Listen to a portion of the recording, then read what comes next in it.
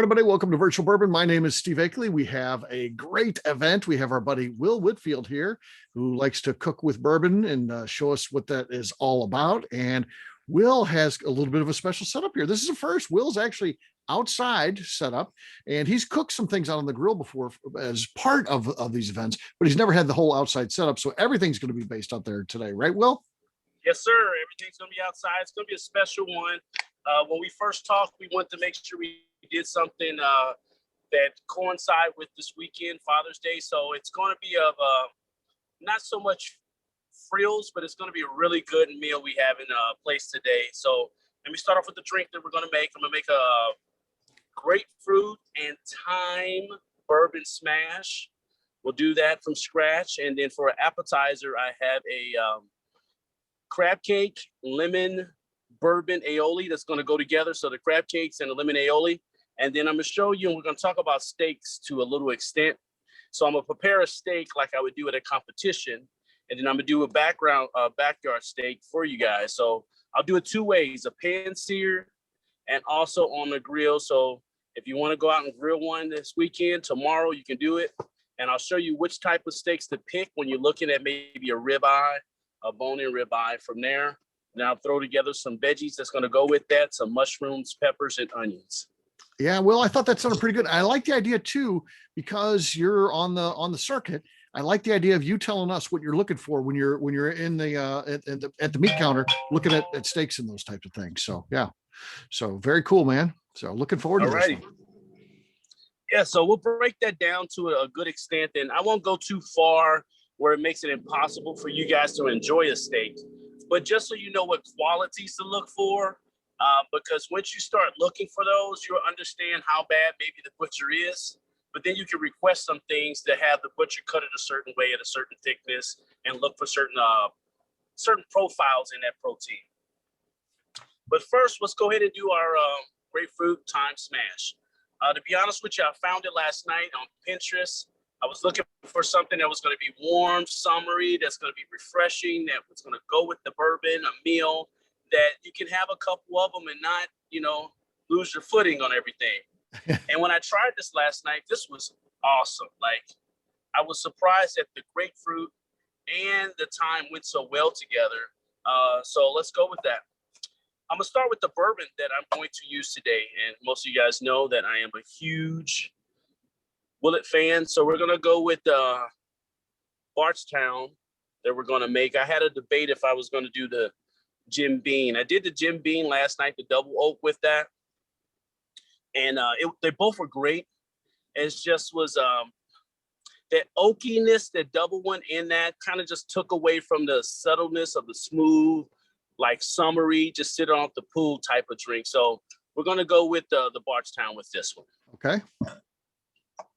So the first thing with this smash that we got going on is it starts off with a wedge. We can see that, a wedge of lime. And what it has you do in the recipe, just take that wedge, we squeeze it, and we're going to muddle some things in there. So we're going to actually take just about, about half of a tablespoon of sugar. We're going to grab some fresh thyme. I just grabbed some from our grocery store. We have it, packaged up. You can get that in anyone. Now, the online recipe says you add 10 springs, and a spring is just the actual leaf in there. And it suggests in there, and I found out last night with that, you don't necessarily have to worry about the stems being in there. So I just dropped a couple in there. I'm going to muddle because I'm going to strain it out.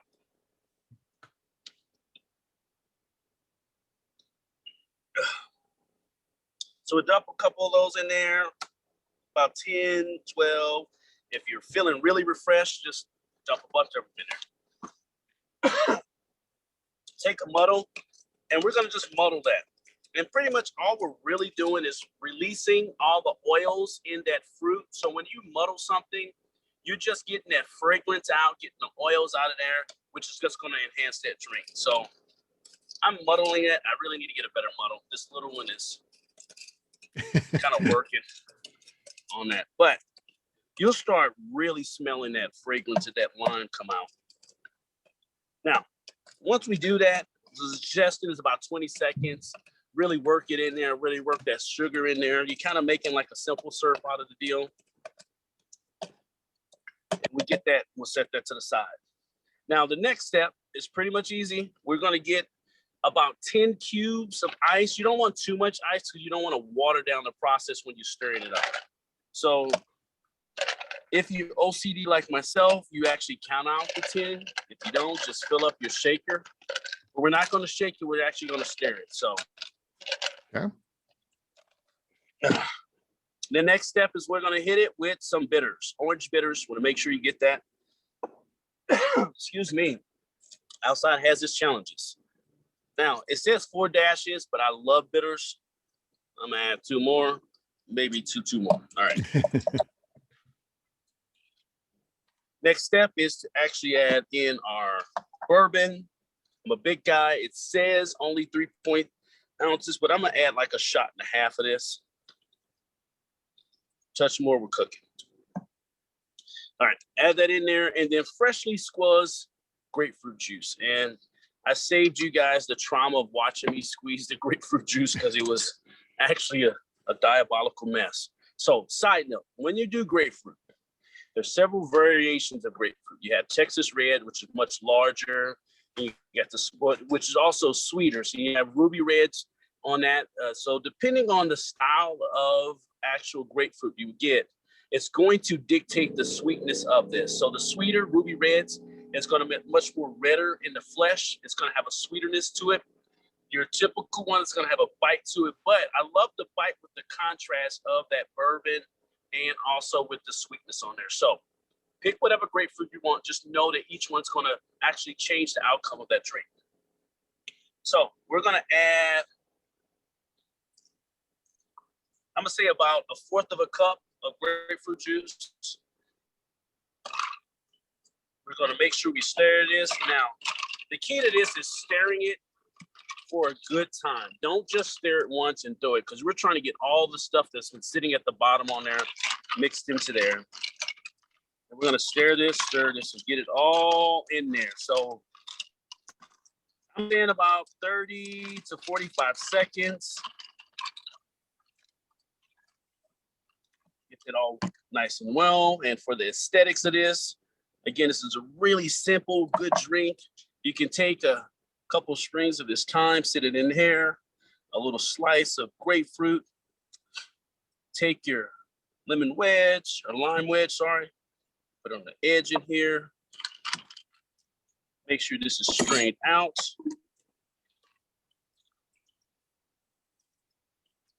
And you have by far, one of my favorite now summer drinks right here. Just that simple, nice, ready to go. I mean, it's simple, sip on them. The dangerous part of it, about 3 or 4 of them, you're gonna start feeling it and you're not even gonna know you've been drinking it. But this is now gonna be my go-to summer drinks right here. So there you go. It looks refreshing. You have what's called nice grapefruit smash, bourbon smash with thyme. With thyme, okay. Cheers, everybody. Cheers, buddy. So there you go with that drink. Pretty good. Simple. Only a few ingredients. Like I said, the bourbon, you got the bitters, you got the grapefruit juice, a little orange sugar. So most of the stuff you probably already have, other than the grapefruit juice, you have already in your bar. Just to whip that together on a nice, simple night. You want something to change up. So there we go. So the next thing we're going to move to is going to work on our crab cakes. Any questions, Steve? Anybody say anything yet? No questions so far. Anybody have any? Feel free. Just open up your mic or shoot it in the chat, as you know. All righty, here we go. I do have a question. Yes, I do have a question. Why wouldn't you shake it? Why'd you stir the cocktail instead of shaking? I'm sure you could shake it just based off how the recipe was actually. I was just following the recipe, made sure to tell you just to stir it. The best way that I can think of stirring it is to make sure you get everything that you muddled out of the bottom to the actual mixture in there. I don't know if you shake it, if you're guaranteed to get everything mixed into there, but that's the best thing that I could come up with. It was guaranteed you get all that thyme and everything from the bottom. Sounds good. That looks delicious. I'm going to go get ingredients. Well, Okay, there you go. is there anything comparable to the Let me grapefruit get- juice that you could? Go ahead. Is there anything comparable to grapefruit juice that you could substitute if you can't drink grapefruit juice? So if it's the acidity, I would say the best thing, if it's the acidity, you worry about it, stay away from all of it. But the way this tastes, I'm sure a great orange, blood orange would be great in there based off the color. It's the taste of it is just a really like refreshing. So anything that's refreshing that you want to add, I would say apple juice might play well in there. It's going to be light, it's crisp. So the type of apple juice, if you juice your own apples or get some freshly squeezed apple juice or apple cider, the cider would give a little bit twist with that cinnamon in there. So those are a few of them that I would think off the top that would work. Okay. Apple juice, definitely some oranges, blood oranges. And if you really want to go off the edge, maybe some cherry juice. Cherry juice. Okay, Cherry thanks. juice would probably go well with that. Okay, thank you. Thank you.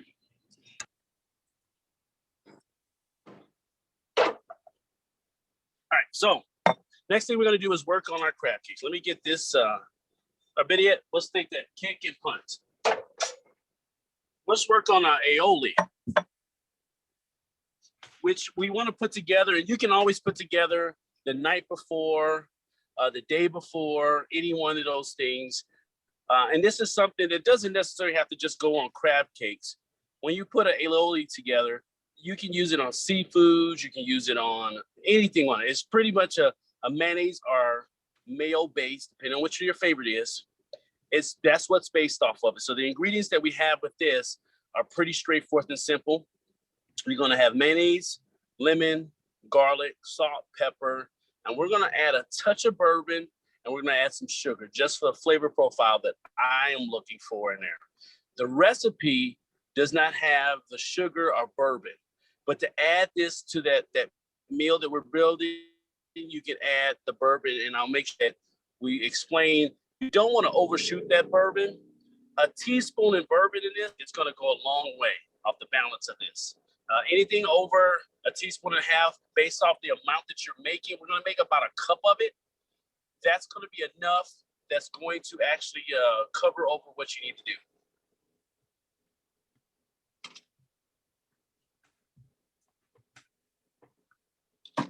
Learning the areas real quickly because I'm again outside, so moving around differently. So with those crab cake, with the aioli, basic meal here. Sauce is your mayonnaise, and what you're going to do is take about, I'm gonna say 3/4 of a cup to a cup. We're going to add in a tablespoon of garlic. Freshly chopped garlic is preferred, but if you get the minced one from the store, it's just as good. We're gonna add some herbs to this one, a little bit of parsley, and in here I added rosemary, thyme, and starts with C, chives. There you go. Chives, okay. Then we're going to get the juice and the zest of a lemon. So the first thing I'm going to do is clean this off. Start getting the zest of that lemon. And you don't have to go too crazy overboard on this, but just getting enough, because it's going to brighten that actual sauce up a little bit there. It's like an industrial size zester there. That's the real deal, man. Listen, the cool thing about this thing right here, it has a catch basin. So as I zest it, it catches it in there. So it's a little plastic. I got it from Bed Bath & Beyond. So that's why it probably looks like the industrial size. Yeah. But okay. Once I catch it in there, it actually measures, I know you can't see it, but it measures how much you have in there. So when you're zesting things, you can tell if it's a tablespoon, 2 tablespoons, or whatever it's at. Okay. Oh, that's cool. We've got microplanes, but that's the bomb there with the catcher. Yeah. Yeah. And It's pretty great. Yeah. Holy cow. All right, so we'll get that in, and then here with that catcher, you just take that, dump it there, mess is saved. And I'm gonna just juice this, put my hand on there, make sure I catch the seeds. I'm a huge fan of lemon in this because it's so light and bright. If you don't like the citrus in this, you don't have to add the lemon. With that aioli, you can change it to anything. It doesn't have to have a fruit based on there. That's just what I like to put in there. Start whipping that together. Get that sauce together, get this out of the way. Now, at this point, you would add salt, pepper, but because of what I do on the side, I have seasonings already set up for this. So this is a good seasoning that I love, that I use on my steaks. Let me move this there. Cosmos. So okay. Cosmos is a brand out of Oklahoma that covers the bases on just about everything you want to use. I use it not only just for barbecue competitions, steak competitions. I use it at home on a regular basis. They have a wide variety of different type of rubs. I use this on my steak. It's the cow cover. It's a salt garlic and it has a little bite to it. We'll talk about that later. For the sweeter end of it, you got the honey chipotles, things like that. But we'll go over that. But for this one, since I'm just adding salt and pepper and garlic, I'm gonna use this little steak rub. Not go too heavy on it. We're gonna mix this up, get this going, and it's gonna have a nice little thin consistency to this. But at this point, again, if you did it before, the night before, that's fine. If you're doing it as you're making it, that's also fine. But just remember, you can't leave these eggs out long or you're gonna get sick. So if you're doing it out on a day like this, get it to the refrigerator as quickly as possible, unless you're going to be using it like in the next 30 minutes to an hour, okay? And with this, I don't know if you guys can see that, got some nice herbs in there, the garlic chunks in there, nice and good. We're gonna set that aside and start working on our crab cakes. Crab cakes, there we go. Okay, hold on. All right, Will is out and about, filling in. I try to always throw those things into Amazon when he shows a product. So I put the link out there in the chat. And this is the problem with live TV here. Now, this is a live issue. I left the crab, good thing, in the refrigerator. So now with the crab, you can do one of three things. You can get crab, your snow crab, king crab, boil them, extract the meat, chop it up. You use imitation crab. That's the choice. I prefer to use at any one of your supermarkets, they have packaged crab that is fresh. The fresher, the better. Just trust me on that. Imitation to get you so far. And I'm using lumped crab. So this is going to be the crab meat out of the arms of the meat in this. And this is going to be a Dungeness. I'm sure they mix other crabs in there, whether it's rock or anything like that. But if you see, it's just a clear container crab, just like that. It's already pre-strained, but typically if you buy that, you want to strain it and clean it. So I'm gonna take a whole carton of this, which is about 1.5 cups of crab meat. And now we're gonna start building our actual crab cake. So get this going on. And from this point on here, we're going to add a few other things to add into this. You got 2 eggs. Add the 2 eggs to this. As far as breading is concerned, because with a crab cake, you're actually building a cake, and by definition, it's got to have substance with this, and by itself is not going to do the trick. I use panko crust, and at this size of the amount, we're probably going to get 4 crab cakes out of the deal. So from there, I want to use about 3/4 of a cup to a cup of panko. I just like the way that crust is. You can use crackers, you can use bread, you can use just about anything as a binder. And all we're doing is binding that crab meat. The less we use it at binder, and this is the balance of it, you want to actually taste the crab. So the more you use, you lose some of that crab in there. So it's finding that equilibrium of the balance of that. So I'm gonna say stay about 3/4 of a cup. If it's too loose for you, add a little more. Don't go more than 1 cup on that.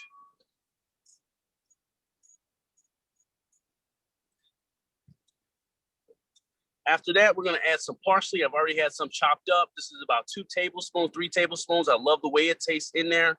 It's got an herb light feel to it. Now, with your seasonings, you can use Old Bay, which most recipes tell you to use Old Bay as a seasoning on there. I skip Old Bay, and what I like to use, just spices. This is just me. It's called Slap Your Mama. Don't go Slap Your Mama, but it's called Slap Your Mama seasoning. So it's got a balance of this is Creole, Cajun, salt, pepper things. I'm sure you can get that there, Steve. Okay. Yeah. I am going to use about 2 tablespoons. Say that again, see? I'll put it out there for the group. So where to find it? So I'm gonna use about 2 tablespoons of that. I'm going to add also about 1.5 tablespoons, 2 tablespoons of Dijon mustard.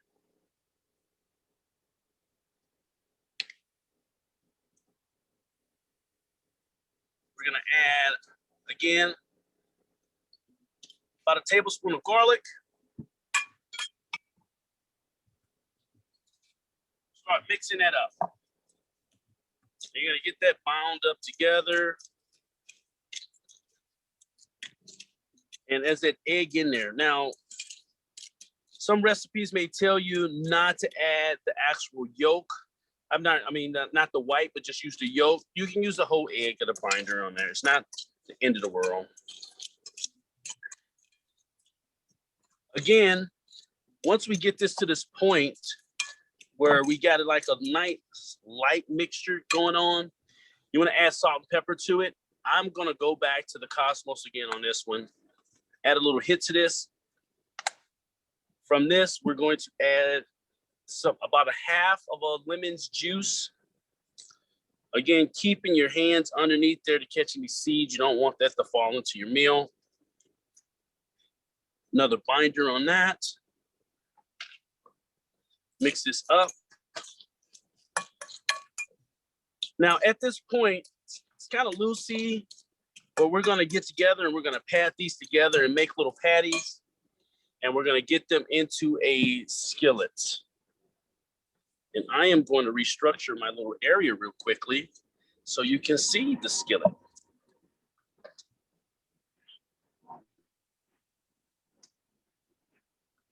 All right.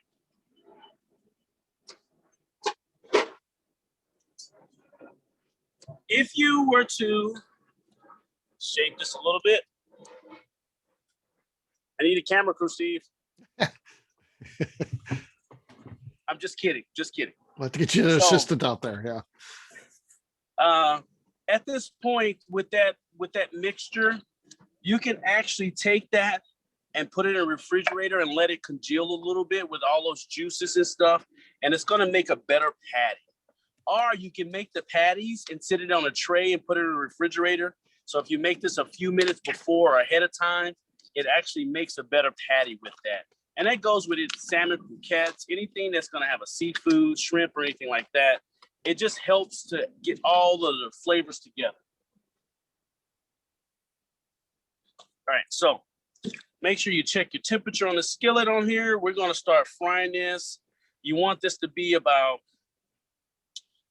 I'm going to say 375, 350, because what we're going to do is flash fry that thing, and you're going to get a crispy outside on it, and it should be ready to go. We start getting those patties together.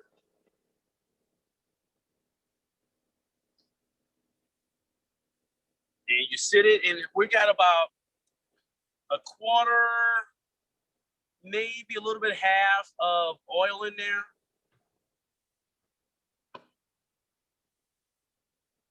You can't see it frying, can you?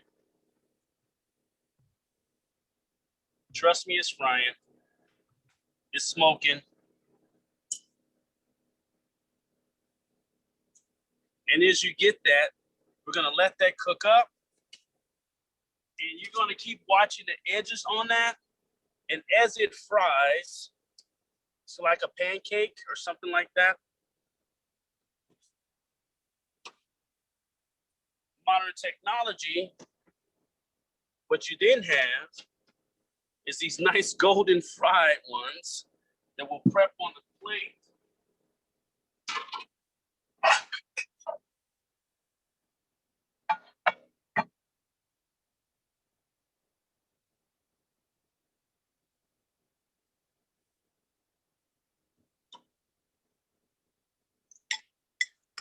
You take your aioli.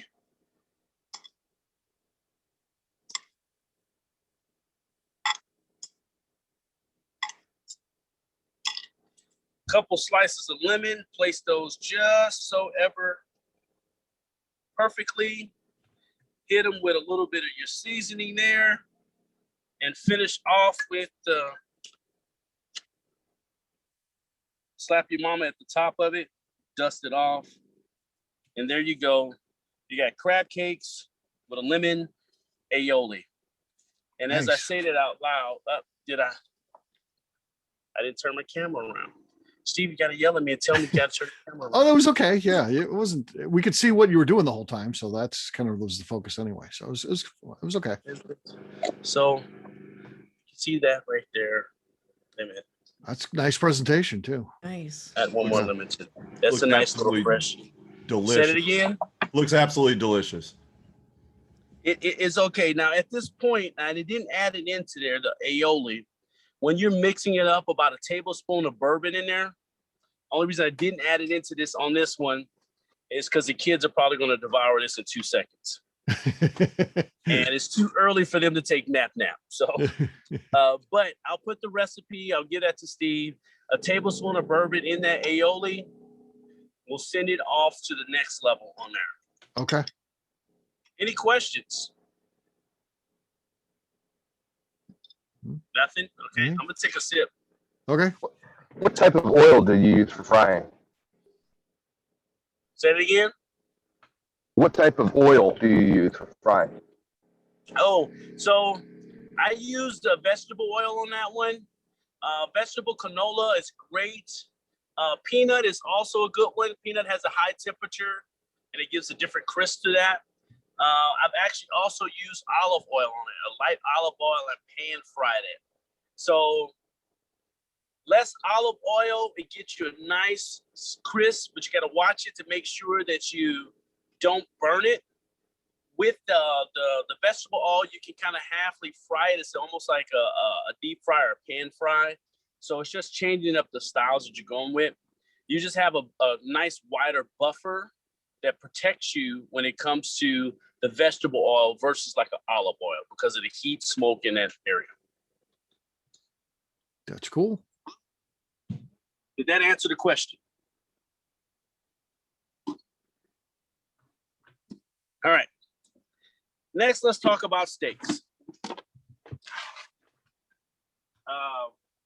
And honestly, I didn't know this about steaks until I got into the competition. I honestly didn't know. But hanging out with butchers and other guys that knew more about steaks, it just made sense now. So if we look at these steaks right here, I didn't go anywhere special. I just went to my local Safeway, which would be just like Schnucks back home, and just got, hey, I need a couple ribeyes. And just so happened because it's Father's Day, they had them on sale. So if you can see these ribeyes, these are totally different. I got a couple from Costco. You can go from there and look at this. So typical ribeye, boneless, doesn't look anything crazy.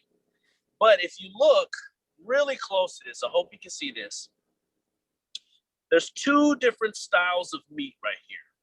So right here is called a spinalis. So right here, if you can imagine, there's a rib that's typically attached to this. So this is attached to the rib casing, which is coming right about here, which is going to have a more tender, more desirable meat that we're actually going to pursue. So when presenting this, we want our judges to taste this because this is absolutely the best tenderness. Again, this is that rib meat. So if you were to get beef ribs, this is all sitting right there. And this is going to be closer to that strip, the New York strip that you get, or the Kansas City strip cut that they cut right here. Not a bad cut, by no means. It's just different.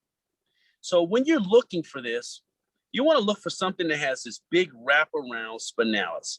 And if you look closely to it, can I get it? It's got a different marbling on the texture versus this bottom one. Okay. Now on this other one, it has nice fat cap. Now, how we were raised or brought up, we want to see more fat, and everybody's happy with more fat.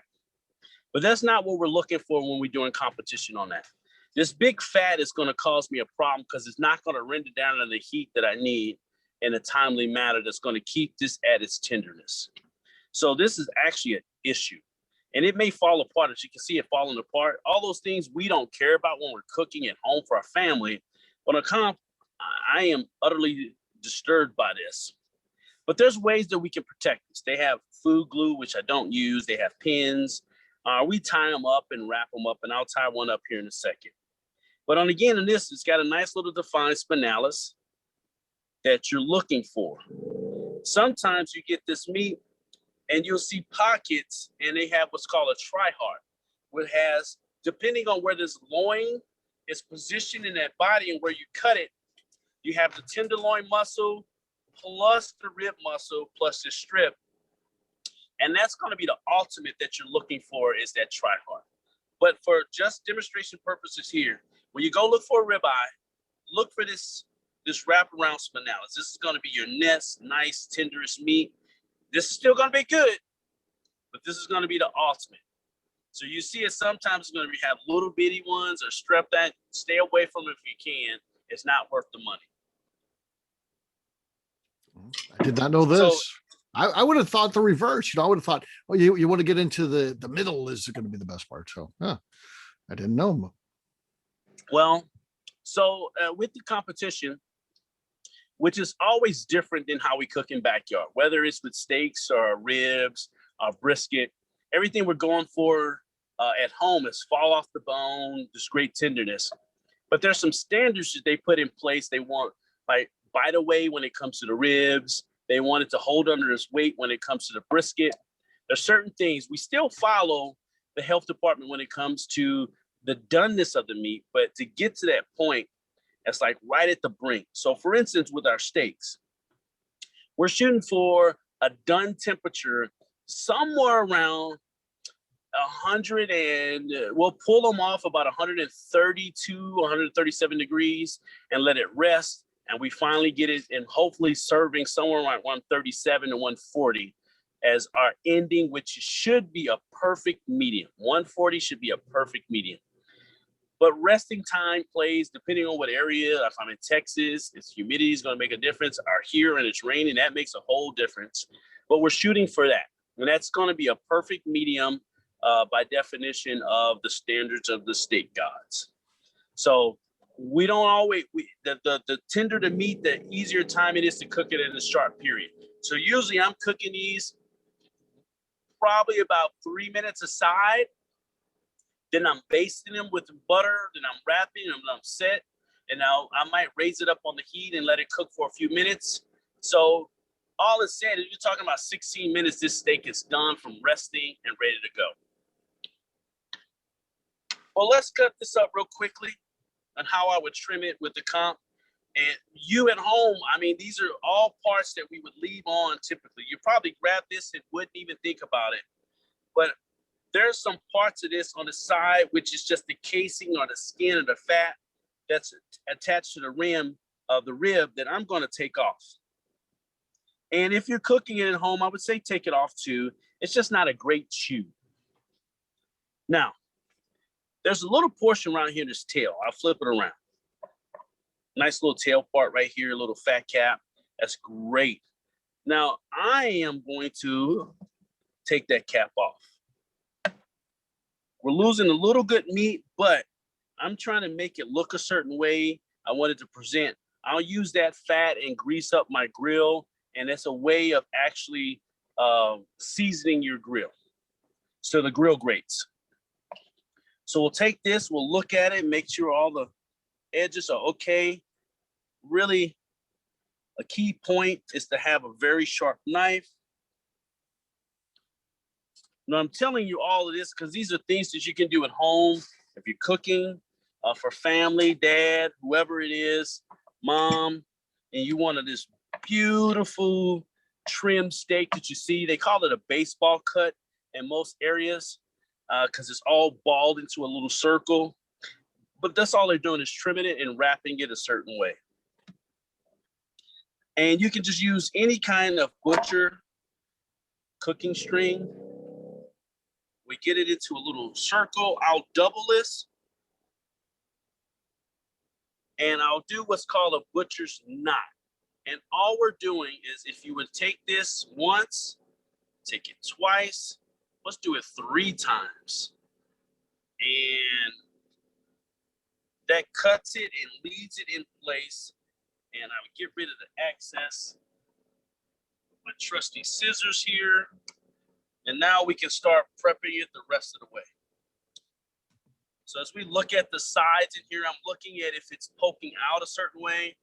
And I'm just trimming a little bit on here to make sure we have an even cut.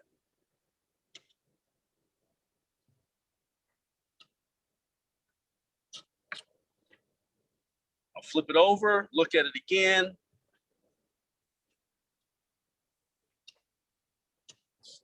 Now, something you don't have to do when you're cooking again at home that I do is I use these scissors and I'm cutting for even roundness. And this is all just for presentation.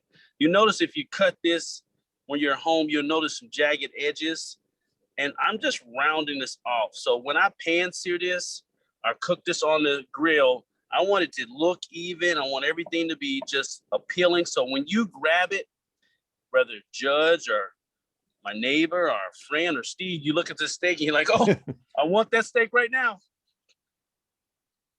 So at this point, we're good to go. Our next step is seasoning this steak. So if you notice, I got me a little wire rack. And the point of getting that wire rack is when we season this, I don't want it to sit in the season.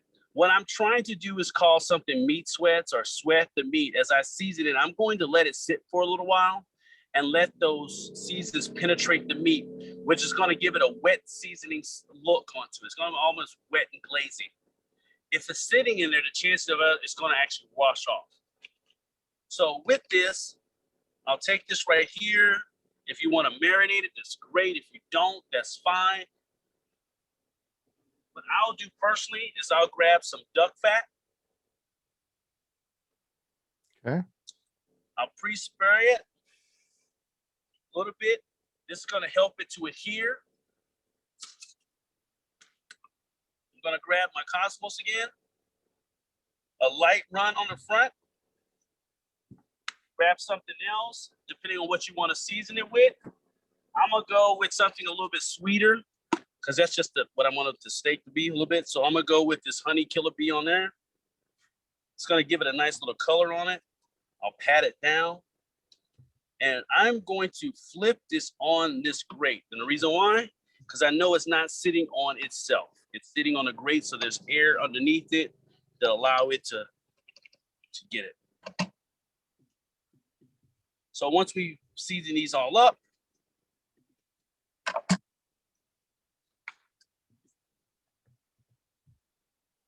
you'll let those rest. Now, we'll let that rest. You can let it rest 30 minutes. You can let it rest 20 minutes. Whatever you feel like. But what you're looking for, same scenario, is this right here.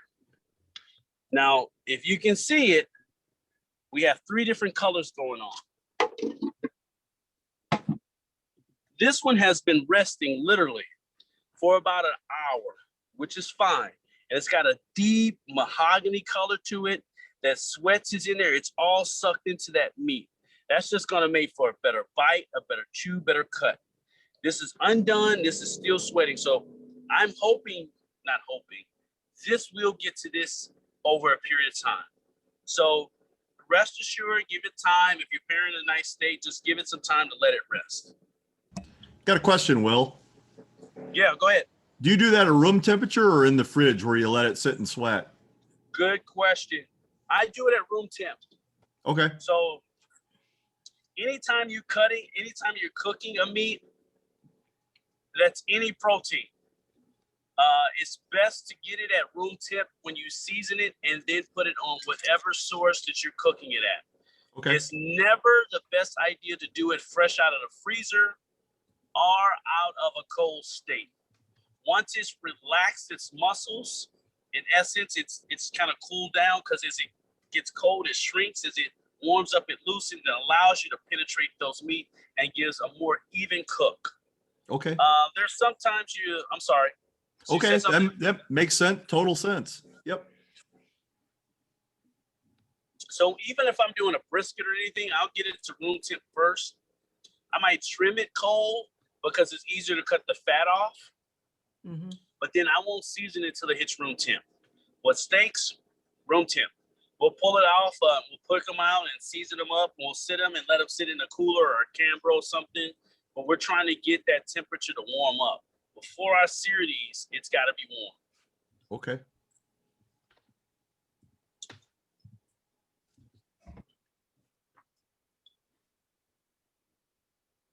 We still got our crab cakes going on over here. All right, so let's do a relocation. I'm gonna take you to this grill right here, just next to me. And Okay. we're gonna see how this goes over here. It's like a field trip. Take a little trip. Follow me, folks. All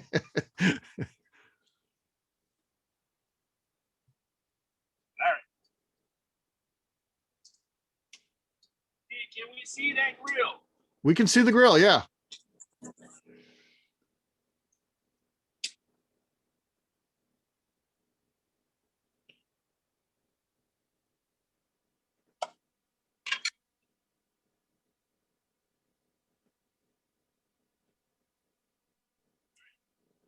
Cameras up. Down. All right. All right. I think I got a good spot. I think it's good. Can you see it, Steve? Yeah. So if you can see right here, I have these little grates right here. That's a specialized grate that I purchased that you can get on Amazon that are called grill grates. Interesting. It's not fitted. There we go. So those grills are called grill grates, and this is how we get certain marks on our grill perfectly. So I'm gonna put these on here real quickly and show you what we're doing.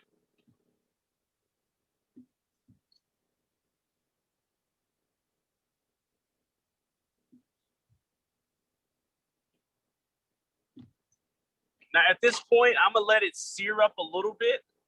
So I'm gonna cook this sear and I'm gonna let this cook one side at like, say a minute, 30 seconds. We're gonna do a minute, 30 seconds on that.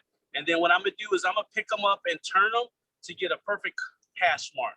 And I'll show you what the hash mark looks like.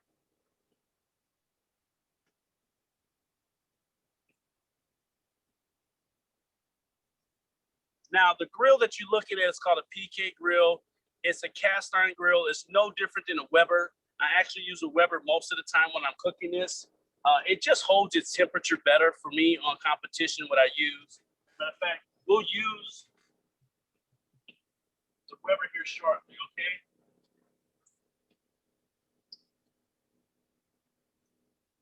So once that gets going, what I'm looking for is this nice color on it. It's gonna be a great, this nice crispness. So these are gonna be the marks that you see when you get to a restaurant. I promise you on that. I hope on that. So we give it a few more seconds.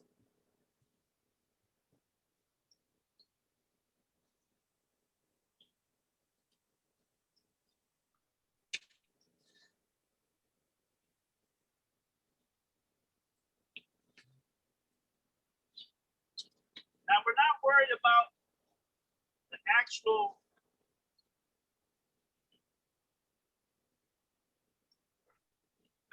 string. The string will stay intact. It won't be an issue. You'll be able to cut it off later. No big deal. So don't panic about that string on that, okay? Once it gets done, we'll cut it out and just trim it up and be perfectly done with that. So this is gonna cut up in here. Again, we're gonna take about 3 minutes total on each side, and then we'll let it cook, and I'll show you the ending of it on how it actually turns out. After you cook it and let it rest about 16 minutes into the process, then we'll cut up one of these and make it nice and beautiful. Then we'll place the rest of the actual seasonings and vegetables that go along with that meal. Any questions? Everything's good? Yeah. All righty. Let's go look at these steaks and make sure that Willie didn't make any mistakes.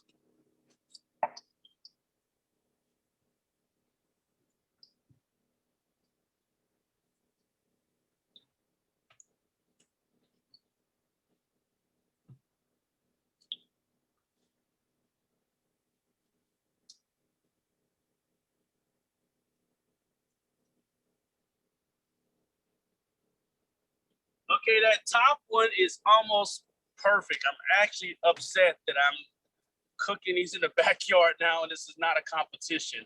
That back one really looks good. I am a little bit upset about that. It looks like an award winner. Yeah. Nobody's judging. Nobody. It looks wonderful. Gosh, that's cool. Beautiful diamond markings there. Yeah.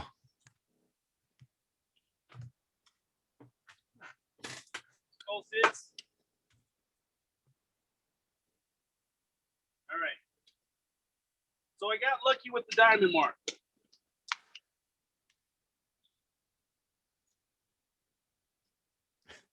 Legend Okay, screen. I'm having problems with the camera on that. Did I lose? Did the camera stop? I don't know. Yeah, it froze. It's froze.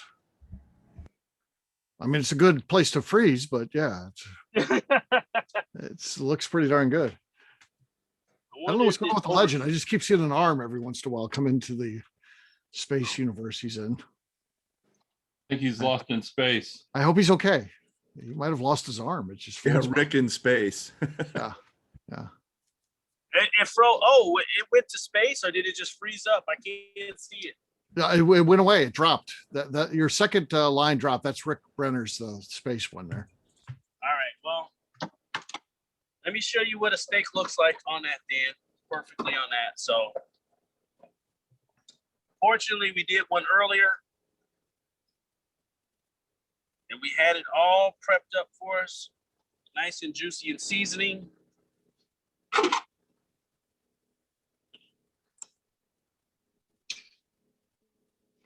Do this and do Okay. that. So, There you go. That looks great, man. and with that cooking in there, we know that our strings are still there. We'll take that off.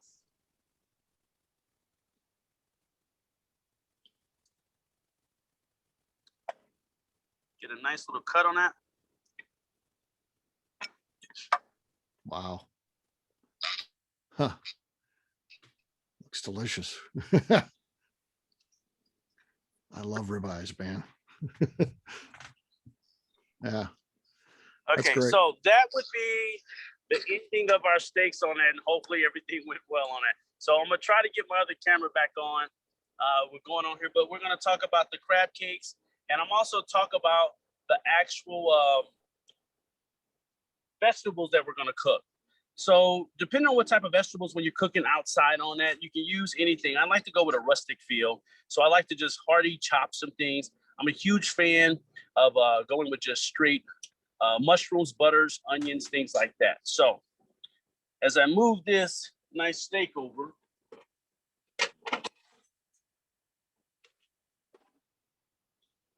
what are some of you guys' favorite side dishes when it comes to a steak? What's some of the dishes?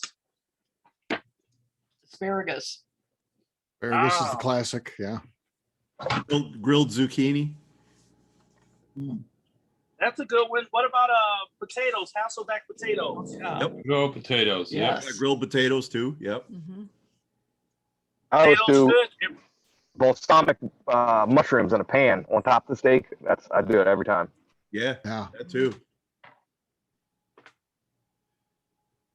I want to take a second here, if I can, and welcome my younger brother as he's joined in.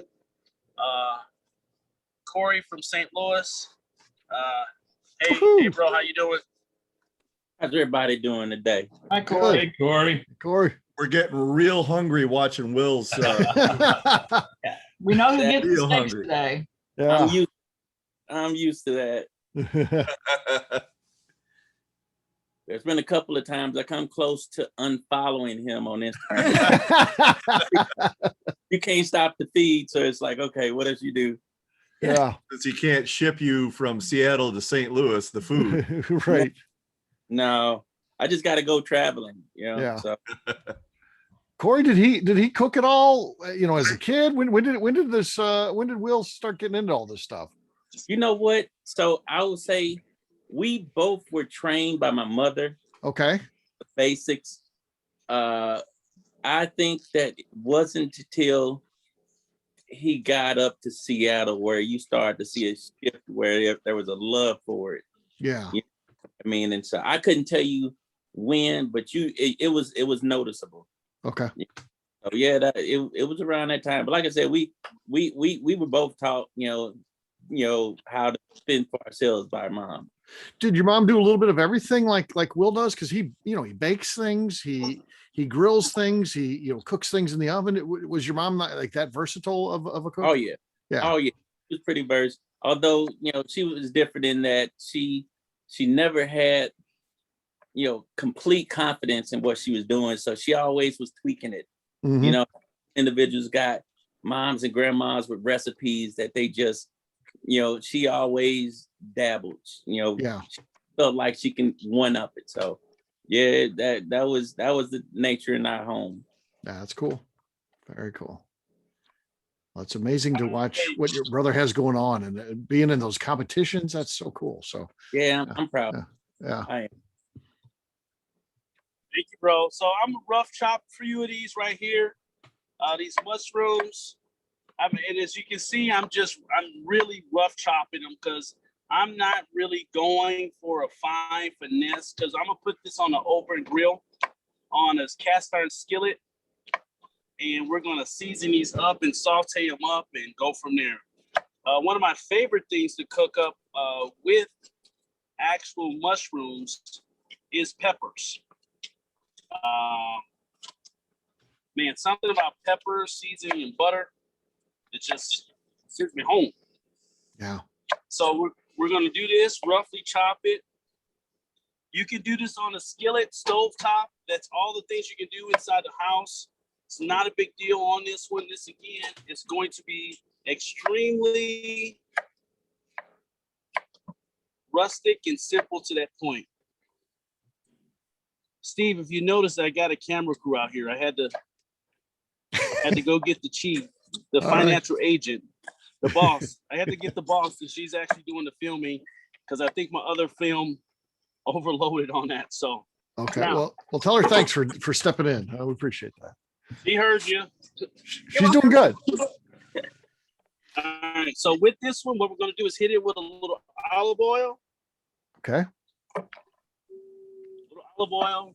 And then you want to go with something that's a seasoning that you really, really love. Like, if it's just salt and pepper, that's fine. If it's just this, but I'm going to go with something here. It's like a garlic butter. So this is going to have some different herbs in here. I don't know if you can see all the herbs in here, but you'll see it as I break it down in there.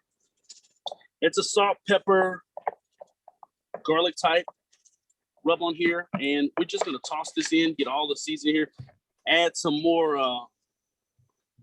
olive oil to it, get it nice and sticky.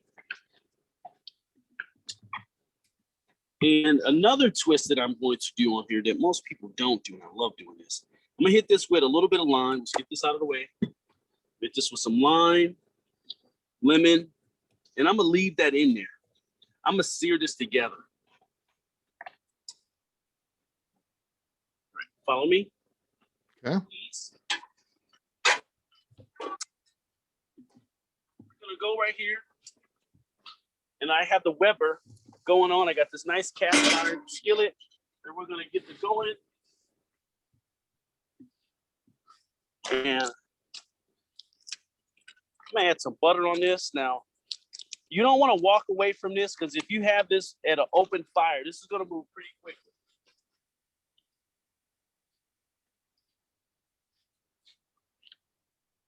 I'm gonna put some garlic there. Let that go for a second. Real quickly here, just for you guys, that steak that we were talking about that was perfect, that we were cooking, we're gonna pull it off now. It's nice and glistening, rested.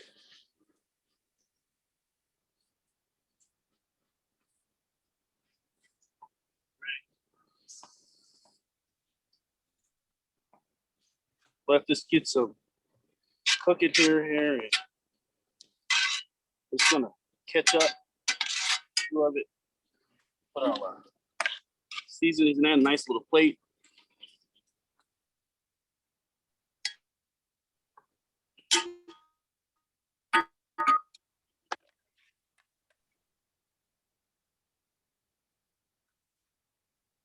More seasonings.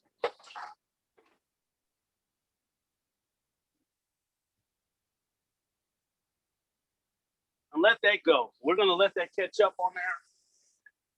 You know, I'll use some more of my lemons, and we're gonna let that catch that fire. What I'm gonna actually do now ahead of time, I don't wanna do it later. I'm gonna add my bourbon into this. And I'm using this agitator for a reason. There's a red wine barrel in there, and it has a sweetness to it. And I really wanna enhance this one that's gonna go along with that actual steak. So I'm gonna pour in, about a half a cup. If you hear it cooking up. And the reason I'm pouring it in now, because I want that to burn off. I want that alcohol to burn off, and I don't want to do this when it's already done. So I actually want these to meld together. And it's not that hot, but it is cooking. Any questions? No questions coming in. Oh, so somebody got one? Okay, I'm just checking. I can't seem to check in.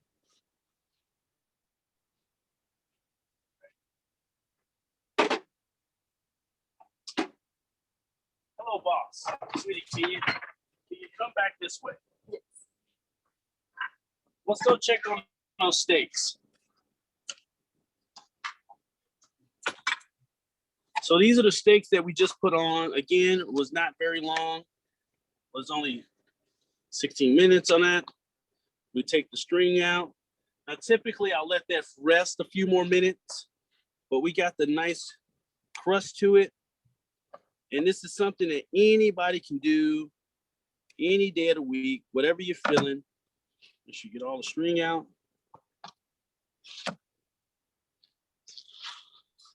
My neighbors love us when these days come on. Yeah. Again, now going back to this, I don't know if you can see this, but we're going to try to explain it. I can see the difference of the spinalis cut that I was telling you about versus the regular cut. And if I were to cut it along that fat line, you'll see it kind of open up that way. And so now you can see that little tender strip right there. And that is by far the best of that meat right there. But yet, This is still good. Yeah. This is some great meat right there. Wow. Dude, I want one of those.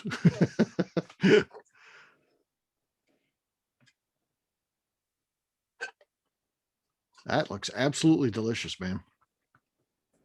It looks okay. Yeah. Yeah. All right, let's go look at this. Let's go look at the peppers.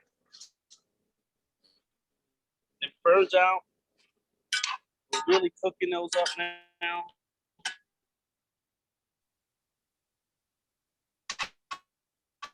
One of those. Put them there. And this is just saute, and it's eventually going to get a nice little crisp with this. Now, a variation to this at this point, what you could do as this cooks up, we can add a little bit of flour or cream and actually make like a cream sauce to this, a little bit of cheese, and it'll really take it up a notch. I would suggest you pull out that point, but great side right along with that steak.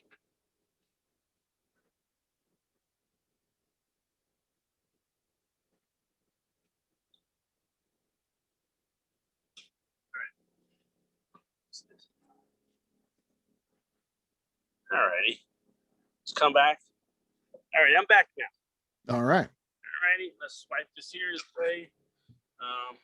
As we prepare for the last portion of this, I'm gonna make that bourbon cream sauce as soon as we get our butter cut up on the side here. Again, let me hand off the crab cakes to the boss. There you go. It's good over there. Do you want the steak? Okay. I need one of these steaks. I'm negotiating food trades. Here you go. There you go. All right.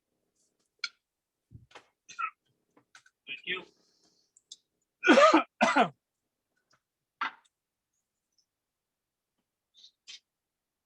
So, when we cook a steak or pan steak and we pan sear it, it has these things that comes off the juices that allow us to really get the flavor of that beef. Excuse me. Outside has this trauma.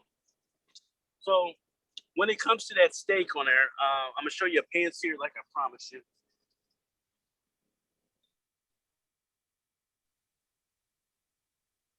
And flip it that way. All right. You want to start with some butter in there. Get your steak in there. And we're going to let that go for.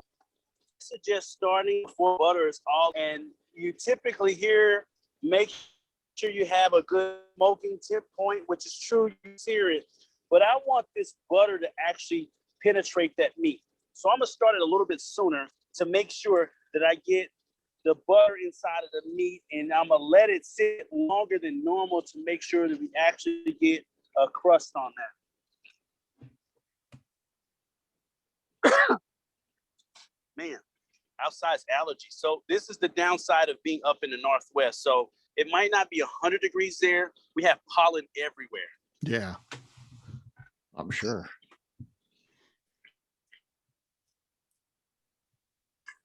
All right, steak is going. If you know to season this, I am going to not season this necessarily because I'm gonna add that actual bourbon cream sauce to this, and I'm gonna have that gonna be heavily seasoned, and it's gonna complement that meal. So we got our, let's pour this in the shade. We got our vegetables going. Steak is ready.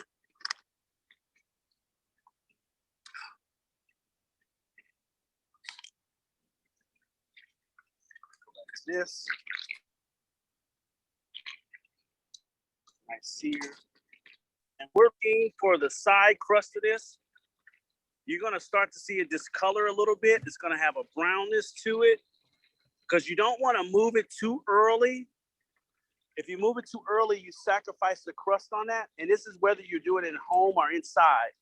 So we want to go as long as possible on that. And the only way you can really tell if you got it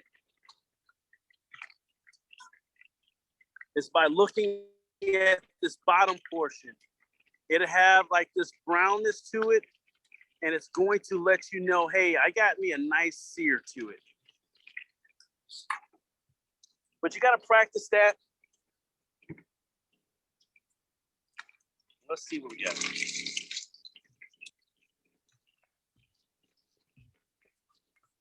Ooh.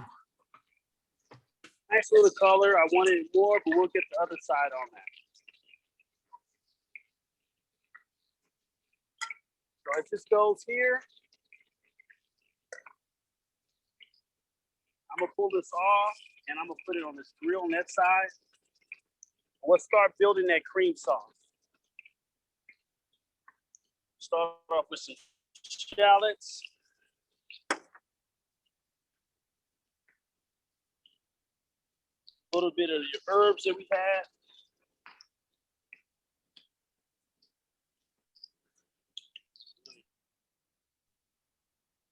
That garlic.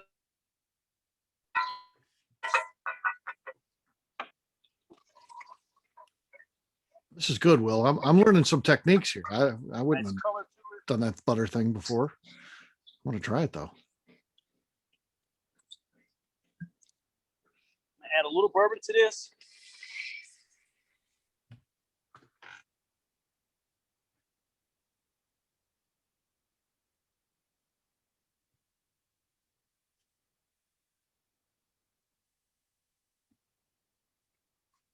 He's froze up right now.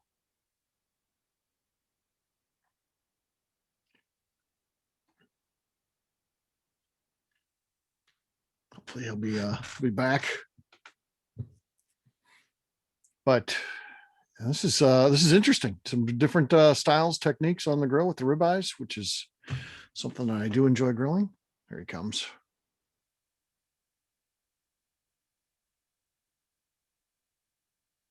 All right. Sorry about that, Steve. No Apparently problem, the temperature is not cooperating. Can you hear Okay. me? Yeah, I can hear you. Okay. Apparently the temperature was not cooperating, but we're still able to get some of this. So let me get to the right screen here. So where I left off in here, we had our bourbon sauce going on. And at this point, I'm going to add drop that, a little cream.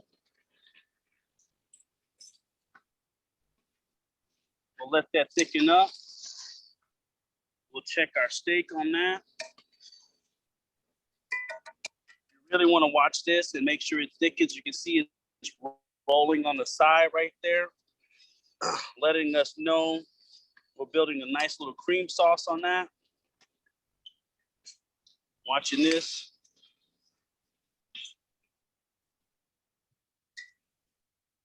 With this, we'll hit it again with the salt and pepper.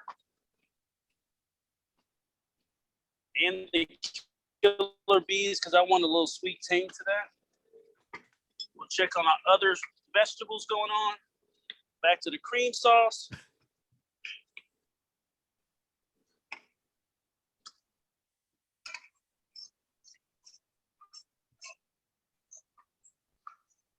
We'll let that go for a second. Check that steak right there.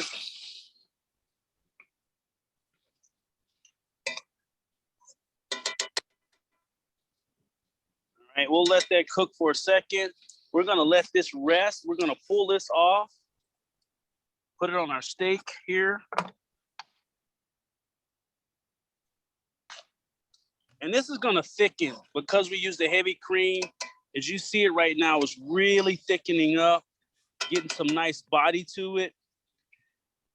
And at this point, if you wanted to add cheese, you could add cheese. You don't necessarily have to add cheese, but it would be something to add a little more depth to it. All righty. So I know, did I miss anything with my technology fail? I don't think Nothing? so. Yeah, I think we're Okay. good. So at this point right here, with that sticking up on there, that nice bourbon, and we'll up side, get the color. So depending on if you liked it, this is a little rare on that. That's fine. Again, it's up to what you like. We'll take that. Move this. Grab this.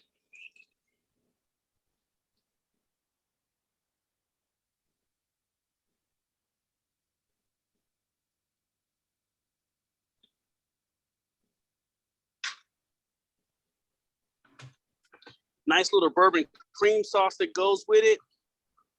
Oh, amazing. Wow. Been laughing. You just go over and get your vegetables.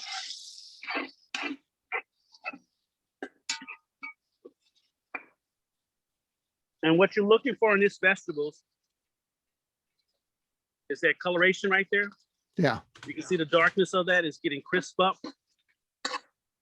All right, if you want them a little bit crunchier, you can leave them crunchier. Leave that in there, get all these seasonings in there. Plate that up along with your bourbon cream sauce. And Steve, you have a nice meal for a king. Yeah, you got that right. Yeah, that's fantastic, man. That is it. I'm tapped off with any tricks. That was it. That was No, I love it, man. You showed us several different styles. So you showed us how to shop for the right steak. I learned about buying ribeye, so what to look for. It was cool, man. Yeah. I appreciate it. We got to work on the technology end of it. I got to figure this out. No worries. Yeah, You always just make glad it hungry with everybody's- these shows. yeah, I think you did a nice job, man. Technology, we get that. That happens. Yeah. I gotta say that had to be a lot of work to just get the whole outside setup done and have everything out there that you need. It is and it isn't. I'm so used to doing that now Yeah. because when I travel to competitions, realistically, I got up this morning. I prepped a little bit last night, practiced some of the things that I needed to cook. And this morning, got up about 8, went to the store, got the last things that I needed. 9 o'clock, I was setting up, tents going, get the fires going. And with competition, I'm used to running on a certain schedule, knowing my end game. Like, okay, I know this is going to take this. I know this is that. And it's just pacing yourself on that. So setting up is not a huge deal. Most of them I'm used to doing. I do it 6-7 times a year. So you just get it, just go. Figure Great it out. job. Now I just have to go to the grocery store. Yeah, we got to go score some ribeyes here right now. Yeah, I'm going to the grocery store later this afternoon, so I'm going to grab a Get couple some crab ribeyes. meat too. Yeah, possibly some crab meat too. Or Hey, Costco's got big containers of lump crab meat, fresh. They do. Oh, yeah, they Costco. do. Hey, see, I made it home. Costco. Here we go. Grab a couple when you're there, Steve. This darn Costco. We can't get away from them. Yeah. Oh, I was out on the highway today, and I was glad to see that it wasn't messed up. I don't know if people.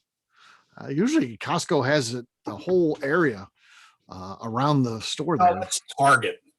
No, it's Costco. It's I see those people. They're all driving around because they want the gas and stuff. I've gone to Target in there, and they're all stopping at Costco. It's very, Target you can stroll around in.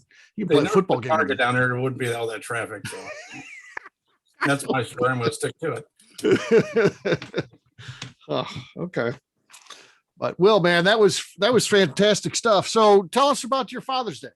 Do you get out of cooking all this stuff? I hope that's not a day you got to go prepare all this kind of stuff like this. Say that again. Tell us about your Father's Day. Do you end up having to cook because you're such a great cook, or do you get a day off from doing all this stuff? Well, technically, I love cooking so much. It is my day off. Mhm. When I can get to cook, it is actually a zenful moment. Yep. I'm nervous on stuff like this because I'm worried about the presentation, how other people view it. But in reality, this is how I relax. This is whenever I have a difficult day or if work is just not going well, I cook. I come home and I just cook something. This is how I find my centering. So relaxing is cooking. That's good. Good to hear, man. Absolutely. Totally. Will.